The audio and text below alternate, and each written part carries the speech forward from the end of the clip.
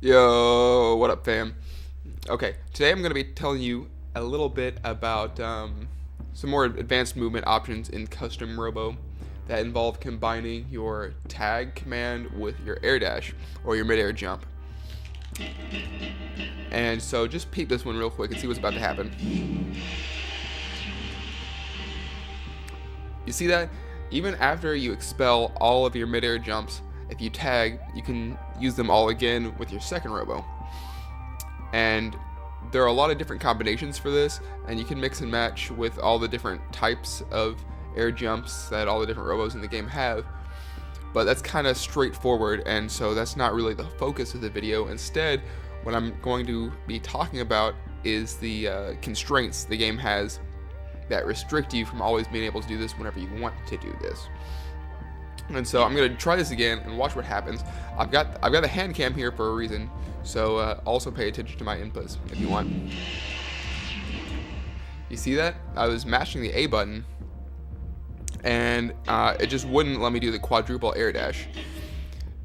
And as it turns out, the game requires you to refill your air dashes after you use them all before you can do it again, which like seems obvious, but you don't really think about it necessarily, because normally just in a single battle you can just dash and land and dash and just do it all normal. But if you're switching in the air, then you bypass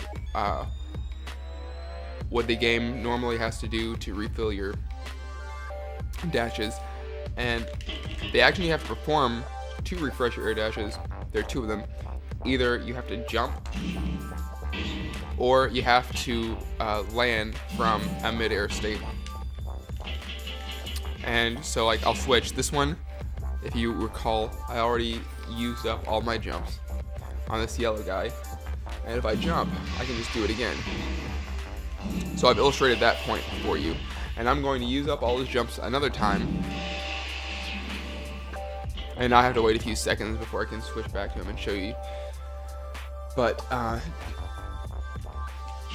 it's not just simply enough to go in the air, and I'll show you that with the Acrobat Bomb. See, I was mashing the A button and it still wouldn't let me do it. However, if I do it again, I can double dash. So it's either you jump or you land from an airborne state.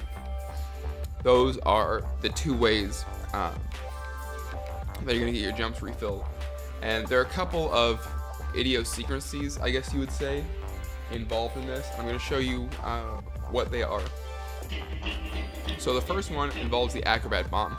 And I think the developers realized that if they didn't do something about this, you could really abuse this to like mid-air dash a lot. So you saw that after my second dash, I held, and I'm still holding R for the Acrobat Bomb, and I'm going to release it, and I can't dash. You see, if you land while you're holding this and you get your Acrobat jump, no matter how long you're on the ground, it'll never refresh your mid-air jumps until you do it again. The interesting thing is that if you don't shoot yourself with it, then it refreshes your jumps. But if you do shoot yourself with the Acrobat Bomb, then it won't refresh your jumps for you, so that's pretty interesting. The second thing involves collision attacks. I'm gonna have to grab my other controller for this.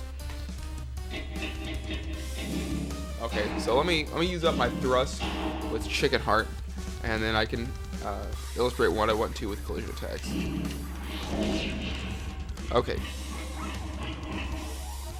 So some collision attacks go from the ground to the air like this. And that isn't jumping. It's definitely not jumping, but it does allow you to land, and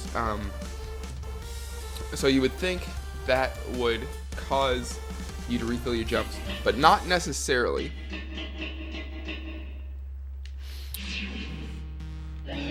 Okay, so you see I landed on this platform, and now I'm going to do my collision attack again, and I just absolutely can't do it. I mean, after I landed, I could obviously dash again. And so maybe that might lead you to think that ground to air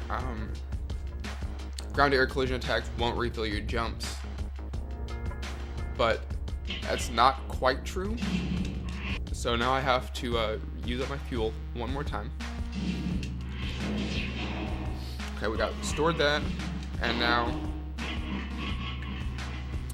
we have to wait. Okay, so what I'm going to show you now is that if I do my collision attack and then I do it again, I'm able to dash afterwards. So the reason for that is that whenever I did this version of the collision attack, I landed on the ground, but I was still in lag from doing my move. And so you have to be essentially in an actionable state whenever you land in order for the game to count it. And that's what I was trying to show you. The last thing, I have to reset the stage to show you this.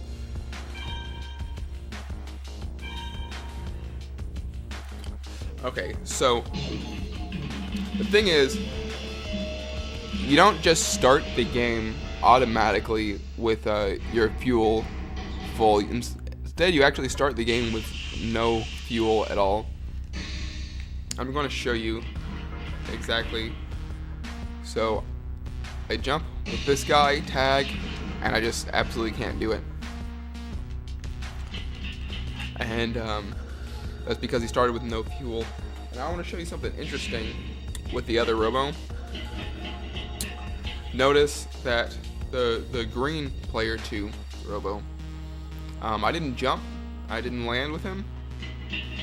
So, like, you should think that he wouldn't have any fuel, but he does. So that's interesting. The Robo that you have in front starts with this fuel filled, and the Robo in back doesn't. And my theory on why that is because, like, so you start the game in the Robo Cube, and I think that once you launch out of the cannon, whenever the cube hits the ground, then that counts as the game setting your jumps for the first time, basically. And so if you want to perform one of these sorts of maneuvers, then you have to be sure that the row you have in back is going to be filled up before you start doing it. You can't just start doing it at the start of a match.